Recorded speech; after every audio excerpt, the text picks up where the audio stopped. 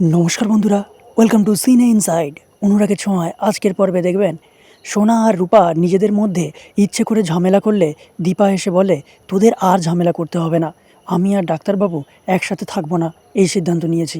উর্মি বলে, জয় দাদাইয়ের বিয়ের সমস্ত দায়িত্ব দিয়ে গেছে আমায়, তাই সেটা বাধ্য হয়েই আমাকে করতে হচ্ছে। রূপা বলে, বাবার বিয়ে তো, তাই আমাকে একটু থাকতে হচ্ছে। দীপা বলে, ঠিক আছে, থাক তোরা। এই বলে বাড়িতে এসে কাঁদতে থাকে।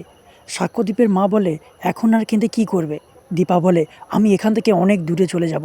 এই বলে ব্যাগ গুছাতে গেলে সাক্ষ্যদীপের মা বলে, তুমি চলে গেলে সূর্য বিয়ে ছেড়ে তোমাকেই খুঁজতে বেরোবে, আর তখন সব দোষটা আবার তোমার ওপরেই এসে পড়বে।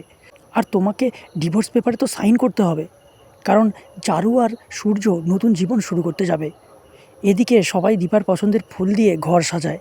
এরপর দীপা বিয়েতে এসে চারুকে একটা গিফট দেয়। চারু সেটা নেয়। সোনা বলে, ডিভোর্স পেপারে সাইন করার জন্য। তবলা বলে, আমার কাছে ডিভোর্স পেপার আছে। দীপা সেই ডিভোর্স পেপার দেখে বলে, আজ আমি দায় মুক্ত হব। তাহলে কী হতে চলেছে বন্ধুরা, জানতে দেখুন অনুরাগের ছোঁয়া। আর ভালো লাগলে আমার চ্যানেলটিকে লাইক, কমেন্ট, শেয়ার এবং সাবস্ক্রাইব করবেন। ধন্যবাদ।